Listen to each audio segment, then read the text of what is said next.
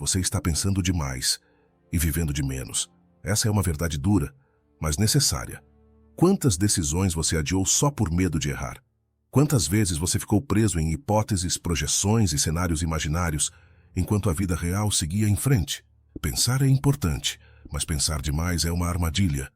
E o estoicismo é uma filosofia de ação. Epicteto ensinava que o essencial não é o que acontece, mas como você responde. Marco Aurélio escrevia para si mesmo todos os dias, como forma de alinhar razão com prática. E Sêneca nos lembrava que não é a falta de tempo que nos paralisa, é o desperdício dele. Se você continuar alimentando pensamentos circulares, dúvidas excessivas e medos que não se concretizam, está vivendo com o freio de mão puxado. E o preço disso é alto. Frustração, estagnação, angústia. É por isso que hoje você vai conhecer 8 lições estoicas para destravar sua vida. Não são frases prontas. São princípios sólidos, testados pelo tempo, que podem te ajudar a sair da inércia, eliminar o excesso de ruminação e finalmente tomar o controle da sua jornada. Mas antes, deixa aqui nos comentários a frase do dia. Eu vou pensar menos e agir mais. Se essa frase fizer sentido para você, escreva com convicção. Declare seu compromisso com a ação. E se você valoriza conteúdo direto, sem enrolação, com base na filosofia estoica e voltado para o desenvolvimento pessoal, então curta esse vídeo e se inscreva no canal agora. Isso fortalece a nossa comunidade e te garante acesso a reflexões que realmente fazem diferença. Vamos em frente. É hora de agir. 1. Comece antes de se sentir pronto. Você está esperando o quê? A resposta para essa pergunta é, quase sempre, vaga. Alguns dizem que precisam se preparar mais. Outros esperam se sentir mais confiantes. Alguns dizem que falta tempo. Outros alegam que não é o momento certo. Mas a verdade é uma só. A maioria das pessoas não age porque está esperando um sinal interno de prontidão. E esse sinal nunca vem. Porque não existe. Essa é uma das armadilhas mais sutis da mente moderna. O culto à preparação infinita. Você lê mais um livro, assiste mais um vídeo, planeja mais um pouco, espera o ânimo, espera o medo passar, espera a mente acalmar. E enquanto isso, a vida segue. O tempo avança, as oportunidades passam. O que você não percebe é que o que te trava não é a falta de preparo, é o excesso de análise. E o estoicismo nos mostra com clareza brutal que pensar demais é uma forma disfarçada de procrastinar. Sêneca foi direto. Enquanto perdemos tempo em hesitações, a vida passa. Epicteto ensinava que a ação é o único campo onde o pensamento se prova útil. Marco Aurélio escreveu para si mesmo: você existe para agir, não para adiar. A preparação tem o seu lugar, mas o erro está em transformá-la em residência. Você não foi feito para morar no planejamento. Foi feito para se mover, para experimentar, para errar, ajustar e seguir. A ação é um campo de batalha onde o verdadeiro aprendizado acontece. E não há filosofia estoica sem prática direta. É ali, no terreno irregular da realidade, que a razão é testada, refinada e validada. Quando você entende isso, percebe que o primeiro passo nunca será confortável. E não deveria ser. A mente sempre vai tentar proteger você do incerto. Ela vai gerar dúvidas, hesitações e fantasmas lógicos que te convencem de que ainda não é hora. Mas você pode reverter isso com uma simples mudança. Começar mesmo sem sentir que está pronto, porque a prontidão não é uma sensação, é um estado que só chega depois que você já começou. Veja o caso de quem deseja começar a treinar, por exemplo. A maioria quer estar motivada antes de ir à academia. Quer comprar a melhor roupa, o melhor tênis, seguir a dieta perfeita e ter uma rotina impecável. Mas tudo isso é apenas um escudo contra o desconforto de agir com imperfeição. O treino de verdade começa no dia em que você vai mesmo sem vontade, mesmo sem estar no clima, mesmo com o corpo cansado. Porque ali você prova que domina a si mesmo, e não que espera ser dominado por uma emoção favorável. O mesmo vale para começar um projeto, iniciar um negócio, dar um passo importante na vida pessoal. Você nunca vai estar totalmente pronto, e isso é normal. Porque a maturidade vem com o impacto da prática, não com o excesso de preparação. O estoico sabe que o progresso é forjado na realidade, não na simulação. E essa filosofia não é apenas teórica. Ela se revela também em grandes histórias da humanidade. Existe uma lição poderosa que é a de Theodore Roosevelt, o homem na arena. Theodore Roosevelt, ex-presidente dos Estados Unidos, deixou uma das mensagens mais poderosas da história sobre esse tema. Em um famoso discurso conhecido como O Homem na Arena, ele declarou: "Não é o crítico que conta, não o homem que aponta como o homem forte tropeça ou onde o autor dos feitos poderia tê-los feito melhor. O crédito pertence ao homem que está realmente na arena, cujo rosto está sujo de poeira, suor e sangue." Roosevelt sabia, por experiência própria, que quem espera estar pronto jamais entra na arena. Ele enfrentou doenças na infância, fracassos políticos, tragédias familiares. Nada disso o paralisou. Ele começou antes de estar pronto. Criou uma vida pública pautada pela ação firme, não por um planejamento perfeito. Errou, corrigiu, enfrentou resistências, mas se manteve ativo. E é isso que o estoicismo exige de nós: presença no campo de batalha da vida. Roosevelt foi um leitor voraz dos clássicos greco-romanos, especialmente de Marco Aurélio. Em seus discursos, constantemente reforçava a importância da ação direta, da coragem diante do incerto, da disposição de lutar mesmo quando o cenário não parece ideal. Ele entendia que a grandeza está em agir apesar das limitações, não por ausência delas. E o mesmo serve para você. Você está adiando aquele projeto por medo de falhar. Está postergando uma conversa importante, esperando o clima ideal. Está dizendo a si mesmo que ainda não é o momento. Mas talvez o momento seja agora, justamente porque você se sente despreparado. A coragem estoica não nasce da ausência de dúvida, mas da decisão firme de agir mesmo com ela. E o resultado? Mesmo que você erre, terá aprendido. Mesmo que tropece, estará em movimento. E o movimento é sempre preferível à paralisia mental do perfeccionismo. Porque o progresso, mesmo torto, constrói. A inércia, mesmo racionalizada, corrói. Você já percebeu que muitos dos seus maiores avanços na vida aconteceram em momentos de impulso lúcido? Quando você simplesmente começou, sem ter todas as garantias? Quando confiou no passo seguinte mesmo sem ver o caminho todo?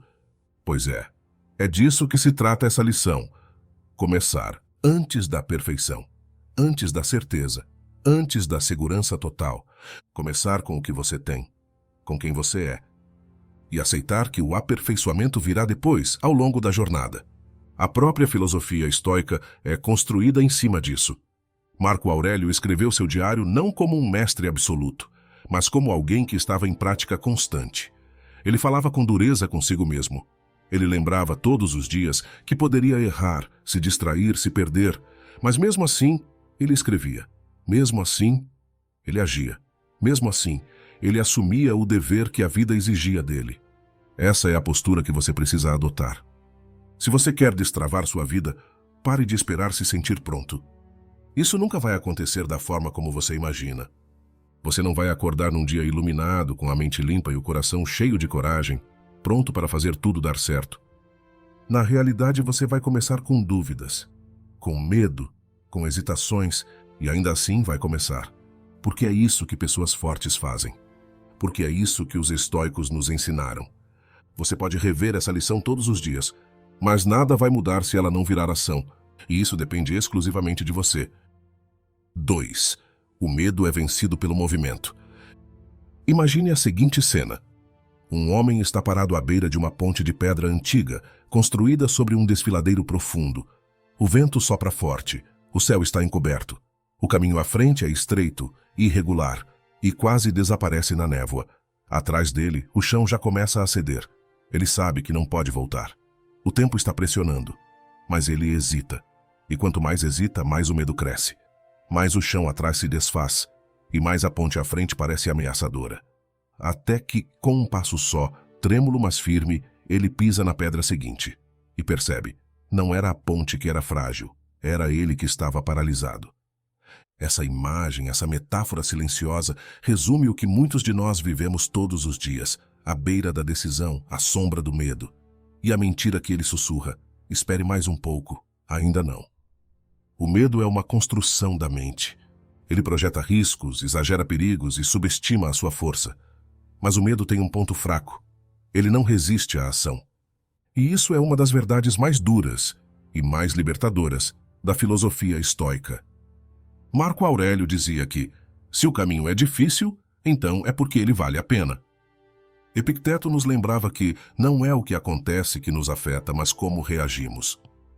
E reagir no estoicismo não é apenas sentir, é fazer. O movimento é a resposta estoica à paralisia emocional. É o gesto racional que interrompe o ciclo vicioso da ruminação. É o primeiro passo que quebra a ilusão do perigo absoluto. O medo é natural, ele protege, ele alerta. Mas quando passa do ponto, ele domina. E quando domina, você deixa de viver com liberdade e passa a viver em contenção. Contenção de ideias, contenção de iniciativas, contenção de quem você realmente poderia ser. Muitas pessoas acreditam que para superar um medo é preciso vencê-lo por dentro antes. Elas esperam a mente se acalmar, o coração se firmar, as mãos pararem de suar. Só que isso nunca acontece do nada. Porque o medo não é um problema intelectual, é uma emoção fisiológica. E emoções fisiológicas não se resolvem apenas com pensamento, se dissolvem na prática. Você quer vencer o medo de falar em público? Fale, mesmo tremendo, mesmo mal, mesmo uma vez só. Quer vencer o medo de começar um novo caminho? Dê o primeiro passo, mesmo sem saber o final, mesmo sem garantia, porque quando você age, você rompe a inércia. E a inércia é o alimento do medo. O estoico entende que coragem não é ausência de medo, é o domínio sobre ele. E domínio não se conquista com reflexão passiva. Se conquista com ação deliberada. Volte à imagem do homem na ponte. Essa ponte é a sua vida. O desfiladeiro é o tempo que passa, o vento é o medo. E a decisão de andar é o que define se você vai avançar ou ser engolido pela hesitação. Você pode pensar, mas e se o próximo passo me levar ao erro? E a resposta estoica é clara. O erro é preferível à paralisia. Errar é ação. Parar é regressão. Porque a mente que age aprende, mas a mente que evita adoece. Quantas vezes você deixou de tentar algo que poderia ter mudado tudo? Quantas vezes o medo te convenceu a dizer não agora, talvez mais tarde, quem sabe outro dia? E o que aconteceu depois? O medo diminuiu ou aumentou? O medo alimentado pela fuga não desaparece, ele cresce, fica mais silencioso, mais sofisticado, mais convincente. Ele se torna parte do seu raciocínio, da sua rotina, das suas desculpas. E você começa a chamá-lo de bom senso, de maturidade, de realismo. Mas no fundo, ainda é medo. Medo de errar, medo de ser julgado, medo de falhar. E o único jeito de matar esse medo é com ação firme.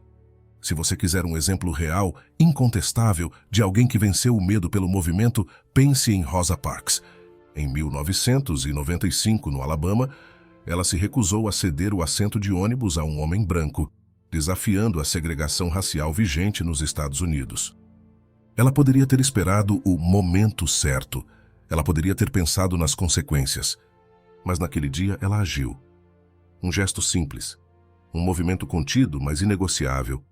E aquele pequeno ato se transformou em uma avalanche de mudança.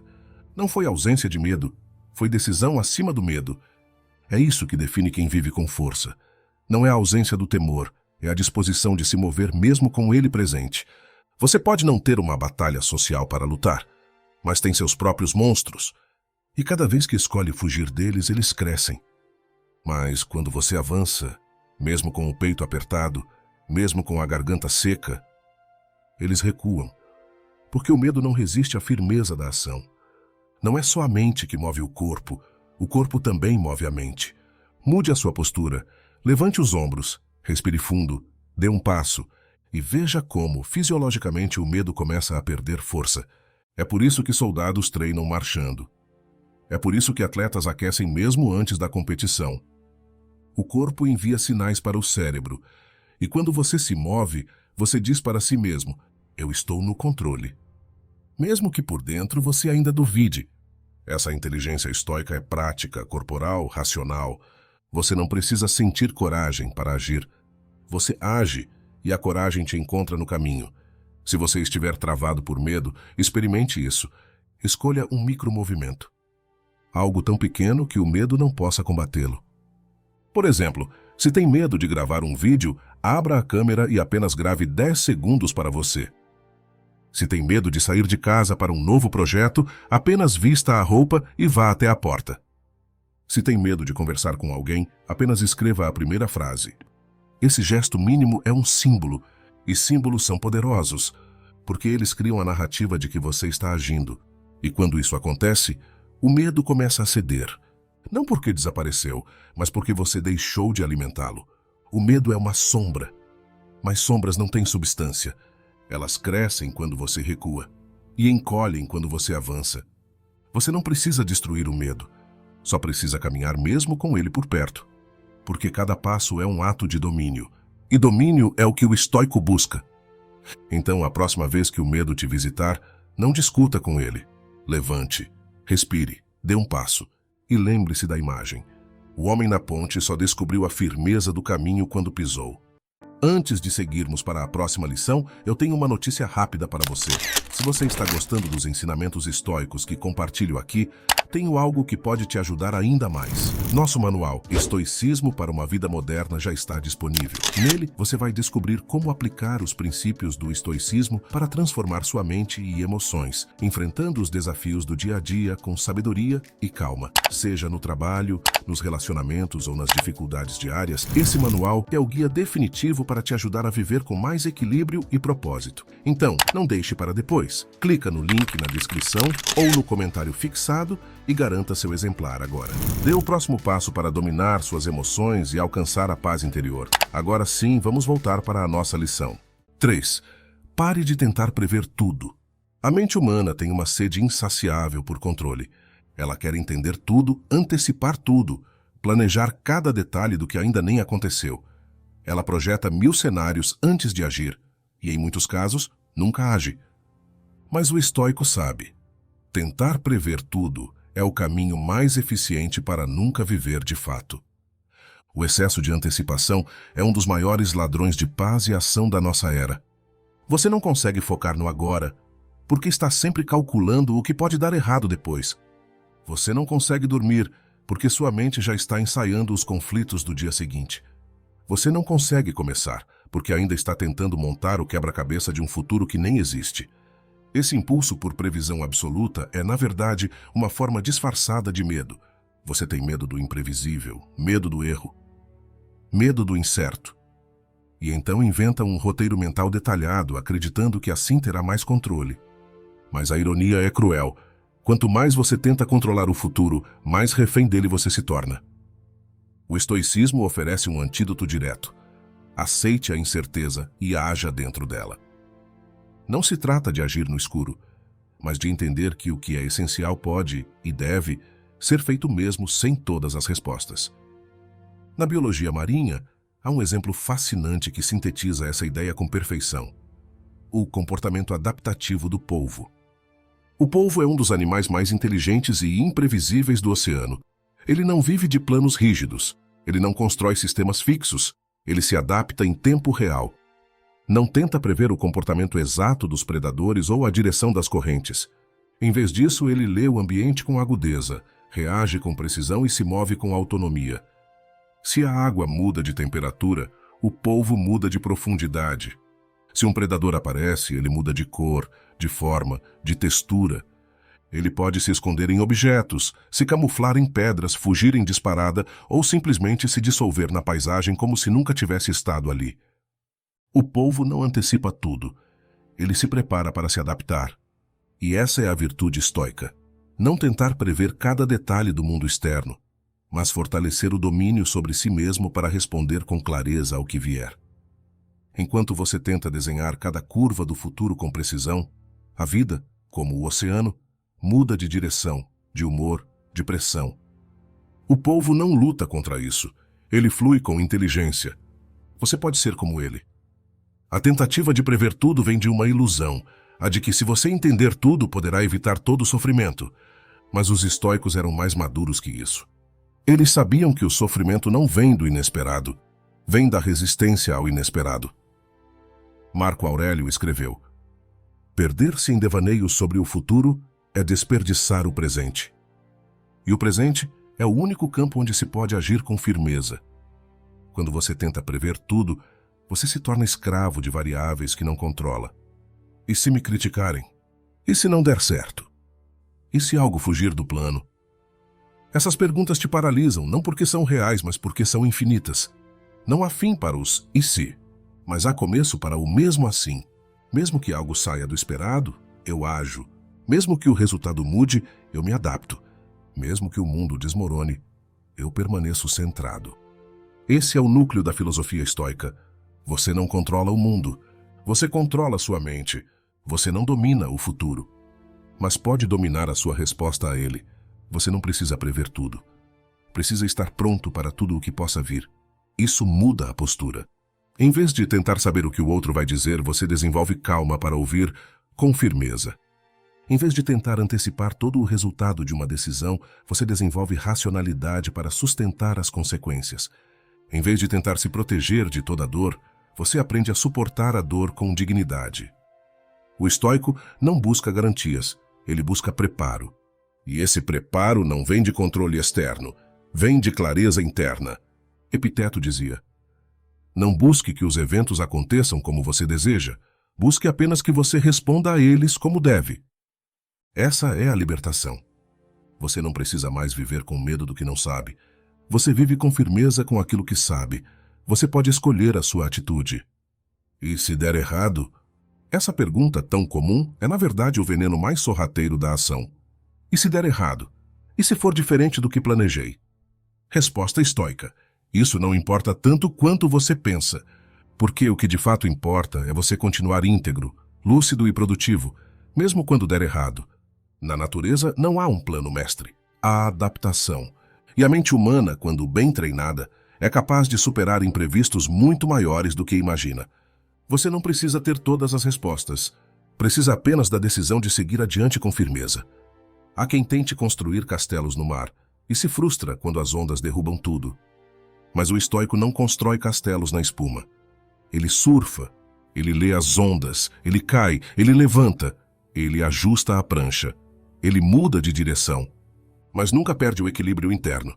Você não está aqui para prever cada onda, está aqui para aprender a navegar nelas. Essa mentalidade não tira a profundidade da vida. Pelo contrário, ela elimina o medo crônico de errar, a ansiedade de controlar, o cansaço de antecipar 1000 problemas. E te entrega algo muito mais raro: liberdade. A liberdade de agir com clareza, mesmo quando não sabe tudo.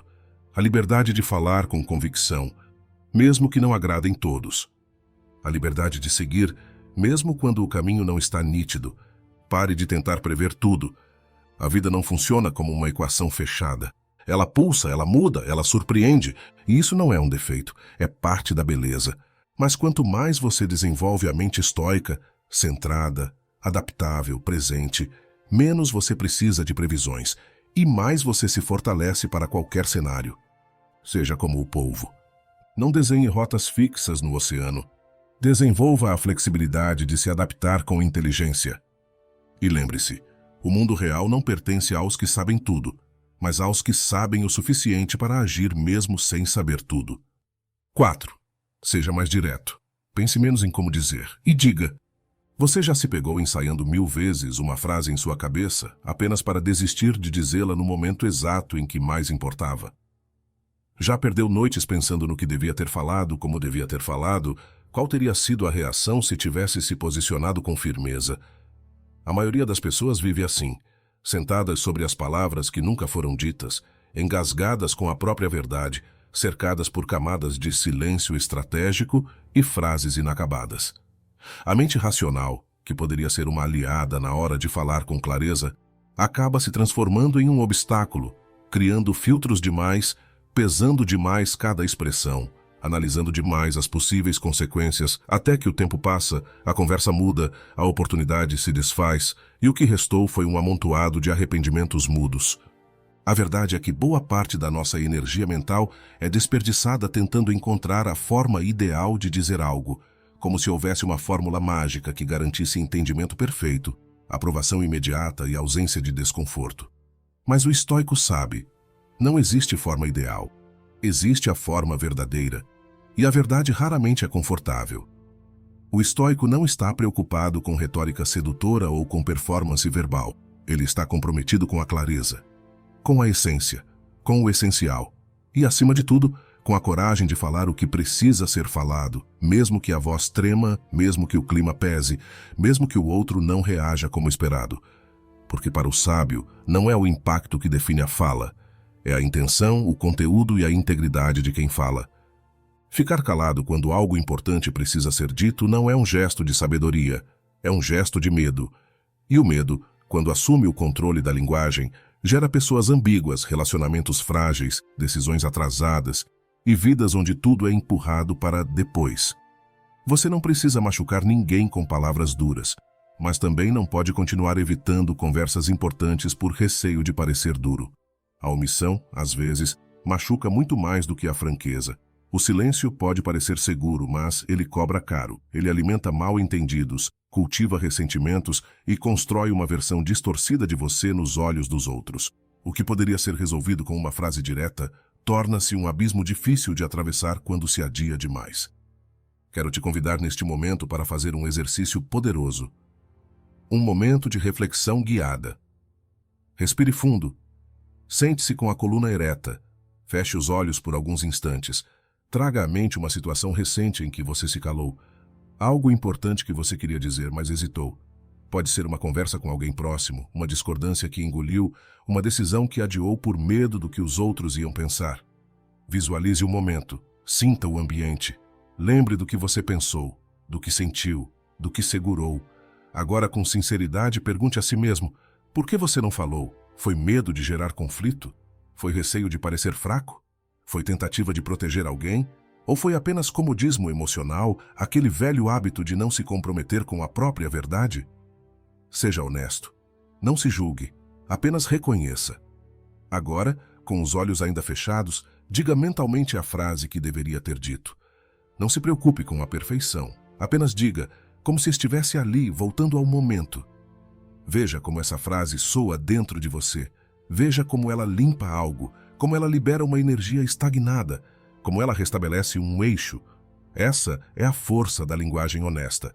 Ela reorganiza não apenas o ambiente externo, mas principalmente o mundo interno. O estoico pratica a franqueza porque entende que a linguagem é uma ponte entre razão e realidade. Quando você pensa demais e diz de menos, essa ponte rui, e com ela vai sua coerência, sua identidade, sua presença. A clareza exige risco, mas é um risco necessário. Ninguém constrói respeito sendo omisso.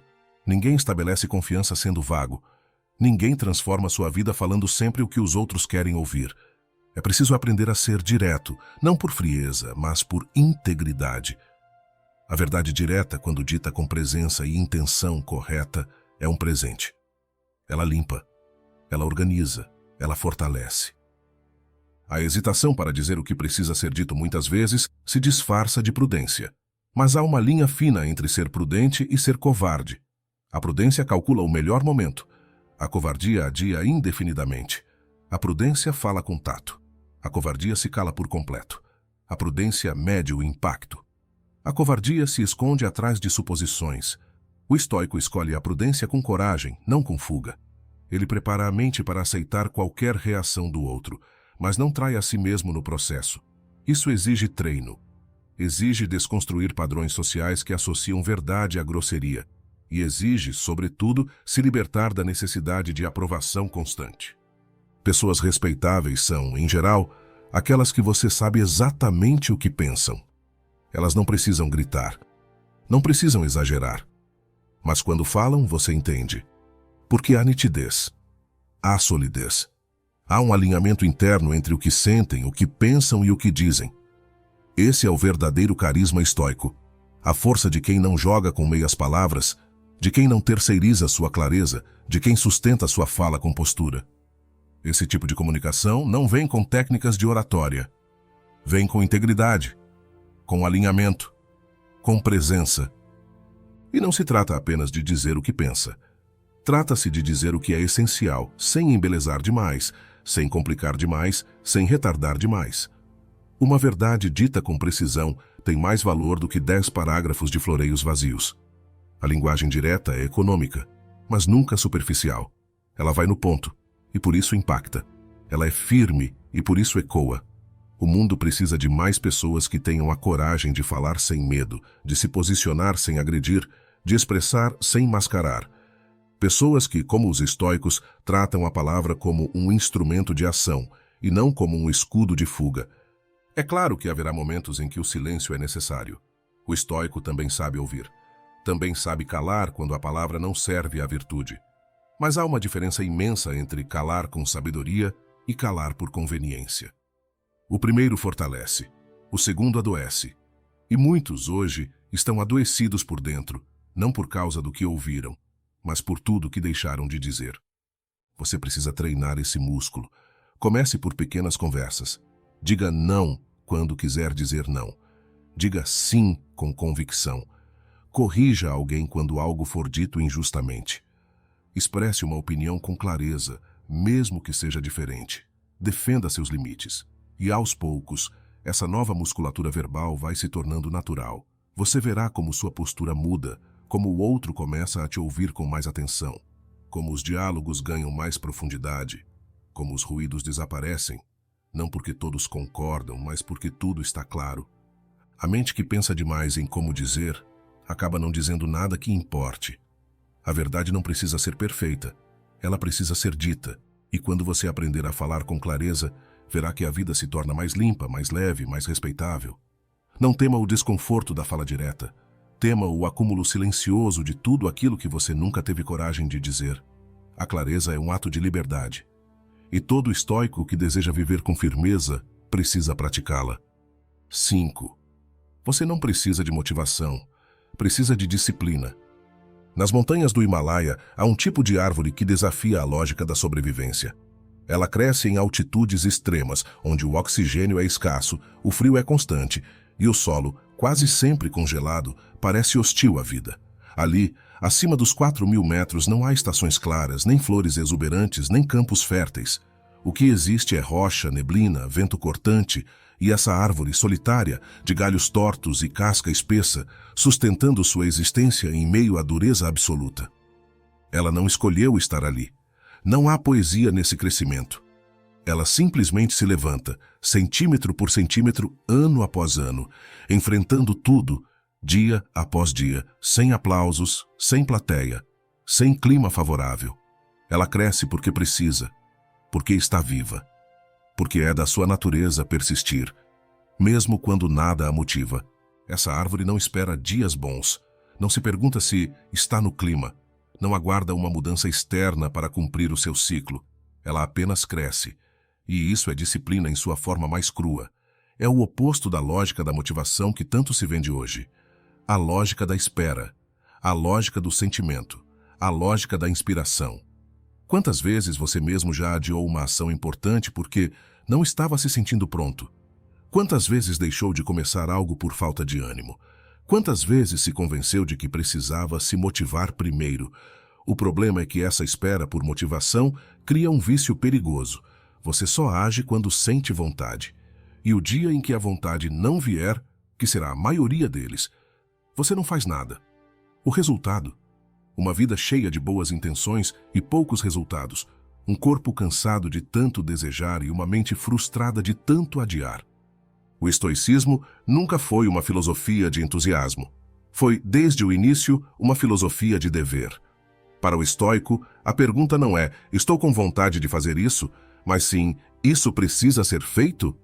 E se a resposta for sim, então não importa o humor, o clima, o sono, a preguiça, o desconforto. Importa apenas cumprir, agir, executar. Porque o sábio entende que nem todo dia será ideal, mas todo dia é suficiente para avançar um passo, por menor que seja. A disciplina não nasce da inspiração, nasce da clareza. E quando você tem clareza do que quer e do que é preciso, você para de se apoiar no emocionalismo cíclico da motivação e começa a caminhar com firmeza, como quem sabe onde quer chegar. É aqui que entra a metáfora natural que abre esta lição. A árvore que cresce no gelo não floresce porque se sente inspirada. Ela cresce porque crescer é o que ela faz, independentemente do que sente. Essa mentalidade é rara entre os humanos. Nós, diferentes da árvore, desenvolvemos a capacidade de justificar, de racionalizar a inércia, de romantizar a espera. Criamos discursos inteiros para defender a nossa improdutividade, e o mais perigoso de tudo é que convencemos a nós mesmos, Passamos a acreditar que o ciclo da motivação é normal, que é preciso esperar o momento certo, que agir com disciplina é se violentar. Mas isso é um erro, porque, ao contrário do que parece, a disciplina liberta. É ela que nos tira da escravidão do humor, da oscilação interna, da chantagem emocional diária. Com disciplina, você age mesmo quando o mundo lá fora está em ruínas, e é justamente isso que sustenta o progresso real. Marco Aurélio escreveu em seu diário: ao amanhecer, quando você estiver relutante em se levantar, diga a si mesmo: eu fui feito para trabalhar, como a abelha para voar, como o cavalo para correr. Ele não disse: espere se sentir pronto. Ele disse: lembre-se do seu dever. A natureza da ação disciplinada está no entendimento de que agir é parte da sua essência. Não algo externo que você força, mas algo interno que você ativa. A disciplina é o retorno ao eixo. Ao propósito, a estrutura que você decide manter mesmo quando o caos bate à porta. E o mais interessante é que, com o tempo, a disciplina gera motivação, e não o contrário. Quando você age constantemente, cria um rastro de resultados. E esses resultados alimentam a sua energia. Um ciclo novo se forma. Ação, progresso, senso de potência, novo impulso. Tudo começa não quando você se sente inspirado, mas quando você começa mesmo sem querer. Pense nisso. Os grandes movimentos da sua vida aconteceram quando você agiu apesar de não estar pronto. Você estudou quando estava com sono. Trabalhou quando estava ansioso. Se posicionou quando estava com medo. Fez o que precisava ser feito porque tinha que ser feito. E isso te fez crescer. A vida te recompensa não pelas intenções, mas pelas ações. E o estoicismo reforça isso o tempo todo. Você não controla o resultado, mas controla o esforço. E o esforço disciplinado é a única variável que depende completamente de você. O mundo externo pode desabar, mas ninguém pode impedir que você cumpra com seu compromisso interior, se você assim decidir. Vamos voltar à árvore. Ela está ali, sozinha, no alto da montanha. O vento aumenta. A neve cobre seus galhos, o gelo queima suas raízes. Nada parece favorável. Mas ela segue, lentamente, profundamente, silenciosamente. E por mais estranho que pareça, essa árvore é uma das mais fortes da terra, justamente por ter crescido na adversidade. Porque a disciplina, quando praticada em ambientes hostis, forja uma força que a motivação jamais poderia dar. Motivação é frágil. Desaparece com a mudança do clima, mas a disciplina é mineral, é tectônica, é ancestral. E quando você acessa esse lugar dentro de si, você se torna imparável. Não porque é o mais talentoso, mas porque é o mais constante. Se você quer vencer a procrastinação, se libertar do ciclo de altos e baixos emocionais, construir algo sólido, pare de depender da motivação. Crie rituais, crie rotina, crie compromisso, acorde e faça. Sinta ou não sinta vontade, faça. Esteja inspirado ou não, faça. Porque é fazendo todos os dias que o corpo se ajusta, a mente se reorganiza, a alma se alinha. Você não precisa de motivação, precisa de decisão, precisa de estrutura. Precisa de uma filosofia que te lembre todos os dias que o essencial não muda com o humor, que o dever vem antes da vontade, que o crescimento vem antes do prazer, e que a constância, no fim das contas, é a forma mais poderosa de liberdade que alguém pode conquistar. Se você olhar bem, verá que os maiores da história, filósofos, guerreiros, artistas, cientistas, construtores, não fizeram o que fizeram porque estavam sempre motivados, mas porque estavam comprometidos. Porque, como a árvore do alto da montanha, decidiram crescer mesmo quando tudo dizia que não. E você pode fazer o mesmo. Você não precisa esperar mais um vídeo, mais um livro, mais uma manhã perfeita. Você só precisa levantar e começar. E repetir, todos os dias, até que a disciplina se torne sua segunda pele, porque no fim é isso que separa os que querem dos que realizam. 6. Você não vai ser julgado pelo que pensa, mas pelo que faz. A mente humana tem uma tendência sedutora de confundir pensamento com virtude. Como se refletir sobre ser justo fosse equivalente a ser justo. Como se valorizar a coragem fosse o mesmo que praticá-la. Como se admirar a disciplina fosse sinal de tê-la. É confortável viver assim. No abrigo do mundo interno, onde tudo é controlável, onde ninguém te questiona, onde você tem razão sem precisar provar. Lá, nesse espaço invisível da consciência, É possível ser virtuoso sem esforço, íntegro sem testes, heróico sem riscos. Mas fora dessa bolha mental existe o mundo. Um mundo que não lê intenções, que não acessa pensamentos, que não enxerga princípios não vividos. O mundo só responde ao que você faz. O que você entrega, o que você pratica, o que você sustenta. Isso é o que conta. É por isso que, para o estoico, não importa quantas ideias nobres você carrega. Se elas não se manifestam em conduta, em decisão, em postura, então elas não existem de fato. E isso dói no ego, porque o ego adora acumular ideias. Ele adora ler livros, repetir frases de efeito, construir uma identidade baseada no que sabe ou sente. Ele quer ser reconhecido como alguém que tem princípios, que pensa diferente, que valoriza a verdade. Mas o mundo não entrega reconhecimento por pensamento. O mundo entrega consequência por ação. Você não será lembrado pelas suas opiniões silenciosas, pelos seus ideais secretos, pelos valores que você respeitou apenas internamente. Você será lembrado pelas marcas que suas atitudes deixaram nas pessoas, nas estruturas, nas decisões. O valor da sua palavra será medido pela coerência entre o que você diz e o que você vive.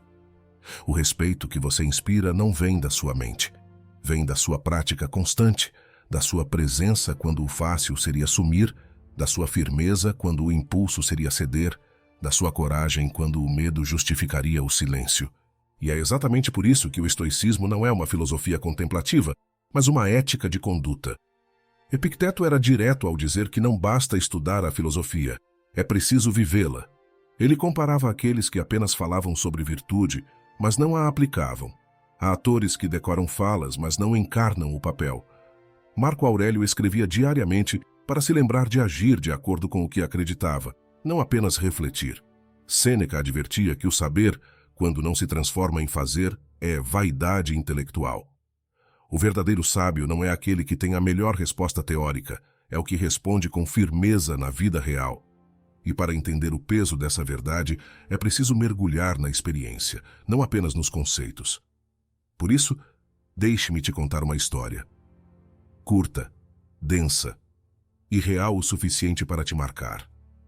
O nome dele era Elias, um homem comum que vivia numa pequena vila costeira, onde os dias começavam antes do sol e terminavam com um cheiro de sal no ar. Elias não era conhecido por discursos nem por grandes ideias, mas era visto muitas vezes caminhando sozinho pela praia, sempre com um livro na mão, sempre calado. Diziam que era um pensador, um homem bom, alguém de coração nobre. E talvez fosse. Em suas conversas, quando falava, citava grandes nomes da história. Falava de ética, de justiça, de compaixão. Dizia que admirava os heróis, os que se sacrificavam, os que mantinham a palavra.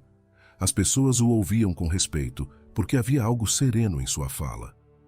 Mas também havia algo ausente. Elias nunca se envolvia quando a vila precisava. Nunca aparecia quando um barco afundava. Nunca se manifestava nas reuniões difíceis.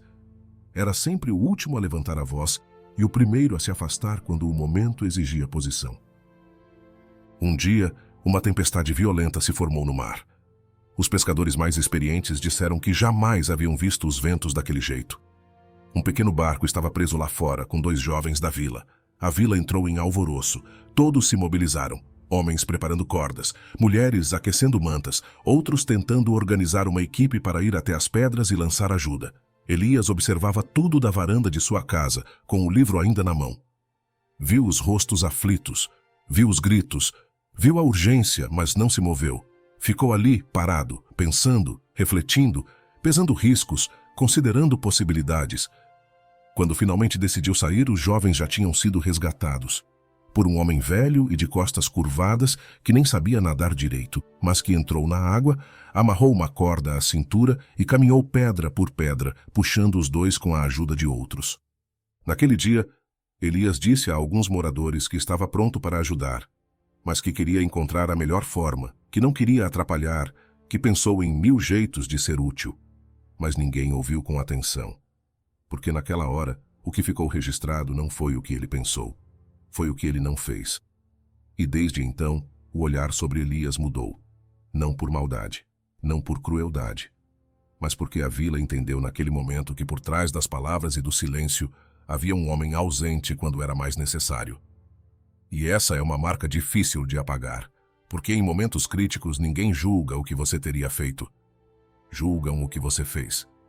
Essa história não é sobre Elias, é sobre você, sobre todos nós, sobre os inúmeros momentos em que deixamos de agir mesmo sabendo o que era certo, sobre as vezes em que preferimos parecer bons do que realmente agir com bondade, sobre os dias em que escolhemos proteger nossa imagem em vez de assumir o desconforto de fazer o que precisava ser feito, e sobre como a vida silenciosamente vai nos julgando, não pelas intenções que ninguém vê, mas pelas decisões que todo mundo sente. Você pode ter a melhor filosofia do mundo na cabeça, mas se essa filosofia não se traduz em ação, em postura, em consequência concreta, ela não vale nada. Pode saber tudo sobre ética, mas se continua traindo pequenos compromissos com os outros e consigo mesmo, então esse saber é apenas um adorno.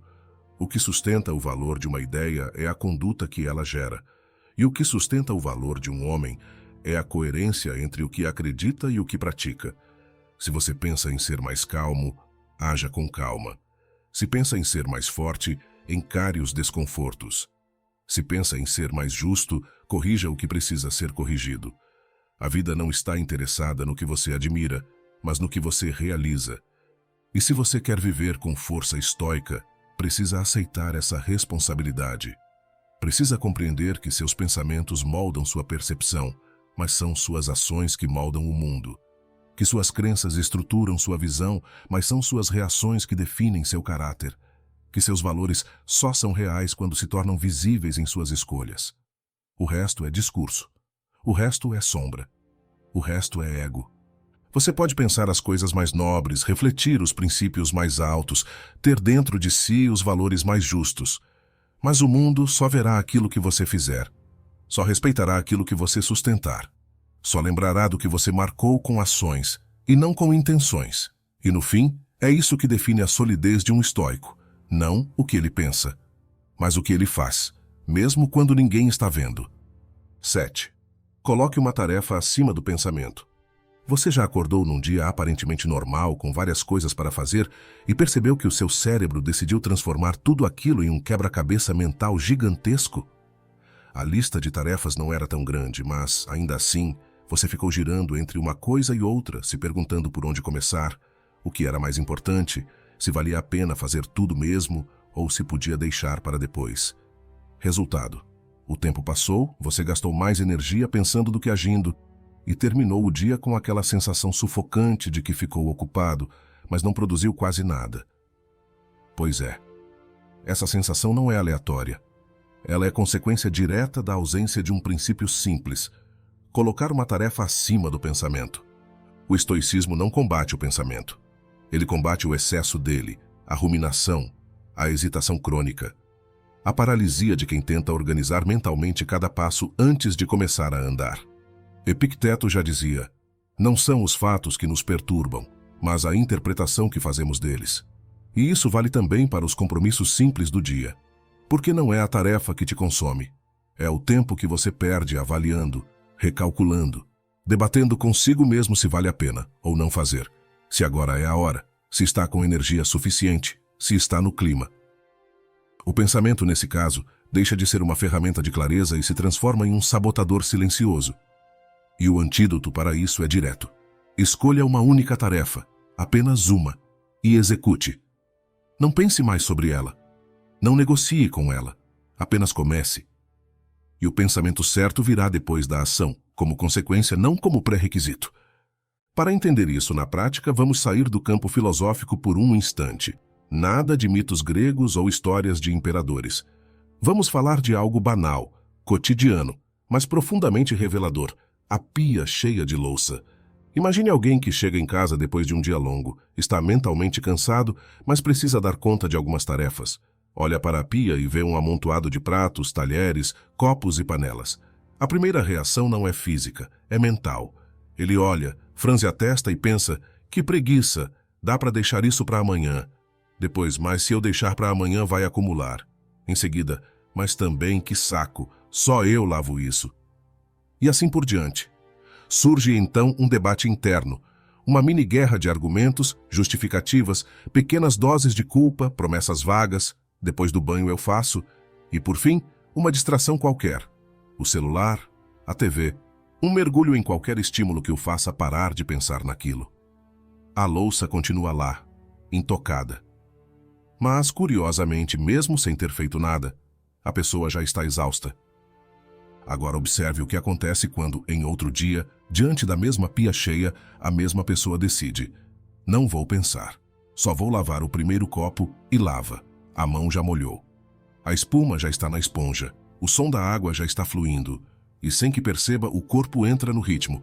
O segundo copo vem, depois os talheres, depois os pratos, e quando termina não houve grande debate, nem explosão de motivação, nem iluminação filosófica. Só houve uma decisão: colocar uma tarefa acima do pensamento. Esse gesto simples, começar por um copo, é uma das maiores expressões de força estoica que alguém pode ter no dia a dia. Porque o estoicismo não está apenas nos grandes momentos, está principalmente nas pequenas vitórias, em silenciar o excesso mental e agir com sobriedade, em fazer o que precisa ser feito antes que a mente invente desculpas, em interromper a inércia com um gesto mínimo e firme. O estoico maduro não espera vontade, nem claridade absoluta, nem clima perfeito. Ele age com o que tem, onde está, e depois ajusta. Isso não significa agir no impulso, significa agir com objetividade. Esse princípio também se aplica em qualquer área. Você tem um projeto para iniciar? Não tente estruturar tudo na cabeça. Escolha a primeira tarefa concreta e execute. Precisa começar a estudar? Não debata o melhor método por 3 dias. Pegue o material e leia 5 páginas. Precisa resolver um problema em casa? Não ensaie conversas por 1 semana. Fale. De maneira respeitosa, mas fale. A ação correta se constrói com prática, não com excesso de planejamento. E a confiança, que tanta gente busca, não é um pré-requisito da ação. Ela é um subproduto dela. A maioria das pessoas pensa que para agir com firmeza é preciso primeiro se sentir firme. Mas isso é o oposto do que os estoicos acreditavam. Eles sabiam que o movimento cria o estado, e não o contrário. Quando você escolhe uma tarefa concreta e a coloca acima da confusão mental, você inverte o ciclo da paralisia, e isso transforma tudo. Um único gesto bem executado cria clareza, cria energia, cria direção. Não precisa ser perfeito, precisa apenas ser real. O interessante é que esse tipo de ação tem um efeito em cadeia. A louça lavada gera uma sensação de ordem, que pode levar à vontade de varrer o chão, que pode te motivar a organizar o quarto, que te coloca num estado de domínio sutil. Tudo porque você não ficou debatendo internamente por 40 minutos, você agiu. O mesmo vale para áreas mais complexas: finanças, relacionamentos, saúde. Ninguém organiza sua vida inteira de uma vez, mas você pode organizar uma conta atrasada, uma conversa difícil, uma caminhada de 20 minutos. E isso, quando feito com atenção estoica, tem o poder de reorganizar todo o resto. O erro está em acreditar que, antes de agir, é preciso resolver o turbilhão interno. Não é. É agindo que você organiza esse turbilhão, e a chave para isso é simples: escolha uma tarefa e faça. Se quiser pensar, pense depois, com o corpo em movimento, com a mente já um pouco mais leve. Pensar depois de agir é muito mais produtivo do que pensar infinitamente antes de começar. Porque aí, o pensamento estará conectado à experiência real, e não à especulação estéril. O estoicismo é prático, concreto. Ele te desafia a fazer o que precisa ser feito mesmo quando a mente está cheia, mesmo quando a motivação está baixa, mesmo quando tudo parece denso. Porque é aí que se prova o caráter. Não na teoria, mas na constância. Não no discurso, mas no gesto. E no fim são os pequenos gestos consistentes que moldam o destino. Portanto, da próxima vez que sentir que está paralisado, atolado nos próprios pensamentos, tente algo diferente. Não pense mais sobre o problema, não debata mentalmente por mais 20 minutos. Não busque motivação, apenas escolha uma ação concreta, uma só. Faça. E depois, se quiser, pense. Mas pense em movimento. Pense depois de começar, depois de tocar, depois de experimentar o peso real do que precisa ser feito. Porque a ação tem uma sabedoria que o pensamento puro jamais terá. Ela te conecta com a realidade. E a realidade, apesar de dura, é sempre mais gentil do que a prisão mental que você constrói quando pensa demais e faz de menos. No final do dia, ninguém se realiza pelo tanto que pensou em fazer, mas pelo que de fato fez, pela pia que lavou, pela ligação que fez, pelo texto que começou, pela atitude que tomou quando a mente gritava para adiar. Essa é a diferença entre viver em teoria e viver com firmeza. E é isso que os estoicos nos mostram. Uma vida sólida não nasce da perfeição mental. Nasce da capacidade de todos os dias colocar uma tarefa acima do pensamento e agir. Simples assim. 8. Assuma responsabilidade total. Existe uma verdade que parece cruel à primeira vista, mas é libertadora quando você finalmente a aceita. Tudo o que você deixa crescer sem cuidado acaba sendo dominado pelo caos. Isso vale para um jardim, para uma mente, para uma vida inteira. Quando você não assume o controle é tomado por outra coisa. Por forças aleatórias, por impulsos, por pessoas externas, por eventos que não pedem sua permissão. E quando você acorda, cercado por problemas, ressentimentos, tarefas acumuladas, relações falidas e energia esgotada, a reação natural é procurar culpados. Mas há uma resposta que o estoico oferece sem hesitação. A responsabilidade é sua, inteira, sem divisão, sem desculpa. Pense num campo aberto, um terreno fértil, mas esquecido. Se você não o cultiva, não o organiza, não define limites, ele não fica limpo, neutro, estável. Ele não espera, ele se enche de mato, de ervas daninhas, de raízes invasoras. A natureza não permite vazio. O espaço que você não ocupa com intenção será ocupado pelo aleatório. E essa é uma metáfora perfeita para a vida interior e também para a vida prática. Se você não toma decisões conscientes sobre quem quer ser, o tipo de rotina que quer construir, os valores que vai sustentar e os limites que vai impor, então sua vida será tomada por aquilo que vier. Hábitos ruins, distrações fáceis, influências fracas, desorganização emocional. Tudo cresce. A pergunta é, você está cultivando ou apenas deixando crescer? O estoicismo é uma filosofia incômoda porque ela te obriga a se ver como o único responsável pela forma como reage, age e conduz a própria existência. Ela não te deixa terceirizar. Ela não aceita. Foi o outro que começou, me criaram assim, eu só me defendi. Não tive tempo. Ela corta esse ruído e pergunta, o que você está permitindo crescer na sua vida? E o que você está fazendo a respeito disso? A resposta não pode vir em forma de lamento. Tem que vir em forma de atitude, de postura, de corte consciente daquilo que sufoca, de reconstrução deliberada daquilo que importa. Um exemplo simples do cotidiano.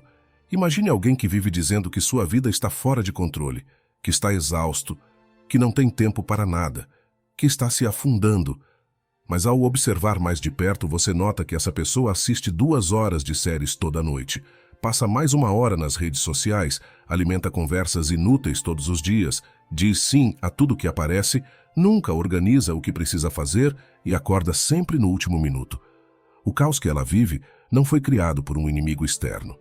Foi nutrido por escolhas inconscientes, repetidas por tempo demais. E quando ela diz que as coisas só pioram, o estoico diria, sim, e isso acontece porque você não está no comando. Está apenas reagindo. E aqui está o ponto central. Assumir responsabilidade total não é se culpar por tudo. É se responsabilizar por tudo que você pode fazer a partir de agora. É aceitar que mesmo que o campo tenha sido abandonado por muito tempo, ele agora está em suas mãos. Pode dar trabalho limpar, pode levar tempo, pode doer arrancar certas raízes, mas ninguém mais vai fazer isso por você. E se você não fizer, o mato volta. Sempre. A responsabilidade total é esse tipo de vigília constante. Você não cuida da vida uma vez e pronto. Você cuida todos os dias, e é esse cuidado que revela quem está realmente comprometido com o próprio destino. E quem ainda vive esperando que as coisas se resolvam por milagre. O estoico maduro é aquele que olha o próprio caos e diz, isso aqui é meu. Mesmo que alguém tenha contribuído para ele, mesmo que tenha vindo do passado, mesmo que pareça injusto, ainda assim, é meu agora. E se é meu, eu não espero mais. Eu limpo, eu recomeço, eu reorganizo.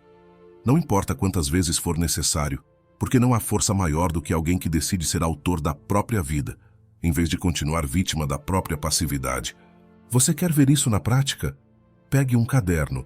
Liste os principais problemas que te cercam hoje: desorganização financeira, relações ruins, corpo negligenciado, casa abandonada, tarefas não concluídas, medos não enfrentados. Escolha um deles, um só. E em vez de explicar por que isso está assim, pergunte-se: o que eu posso fazer hoje, ainda que pequeno, que representa domínio sobre isso?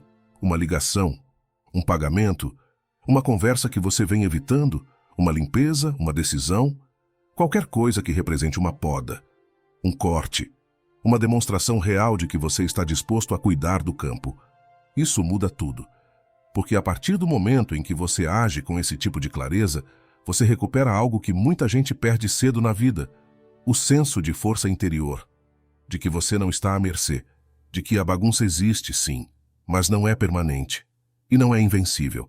Você não precisa controlar tudo, mas precisa controlar o que está ao seu alcance, porque isso é o que te coloca em posição de poder. E quem não assume isso, vive dependendo do humor do mundo, do que os outros vão fazer, do que a sorte vai trazer, e essa espera cobra caro. O campo da sua vida não precisa ser perfeito, mas precisa ser cuidado. A cada dia um pouco, com firmeza, com presença, com paciência, porque a virtude estoica não está no controle absoluto, está na constância da responsabilidade. Quando você entender de verdade que tudo o que cresce na sua vida, seja ordem ou caos, depende de você, algo muda internamente. Você para de negociar com a própria consciência, para de dar desculpas para o mato alto e começa a limpar, devagar se for preciso, mas sem pausa, porque a vida vai continuar crescendo. A questão é, você vai plantar ou deixar que cresça o que vier? A responsabilidade total é essa decisão diária de não fugir mais, de assumir o campo que é seu e finalmente cuidar dele como quem entendeu que ninguém mais pode fazer isso por você. E no fim, é sempre isso que conta. Não o que você pensou em fazer, mas o que você realmente fez. Não o quanto refletiu, mas o quanto colocou em prática. Porque o estoicismo não é uma ideia bonita, é um chamado à ação. Um lembrete de que a sua vida responde à sua conduta, não às suas intenções. E cada escolha diária é uma prova silenciosa de quem você está se tornando. Se você chegou até aqui, escreva nos comentários: eu fiquei até o fim. Esse simples gesto mostra que você está comprometido com sua própria evolução. E se você valoriza esse tipo de conteúdo, curta o vídeo, se inscreva no canal e compartilhe com alguém que também precisa desse tipo de reflexão. Até o próximo vídeo, amigo estoico.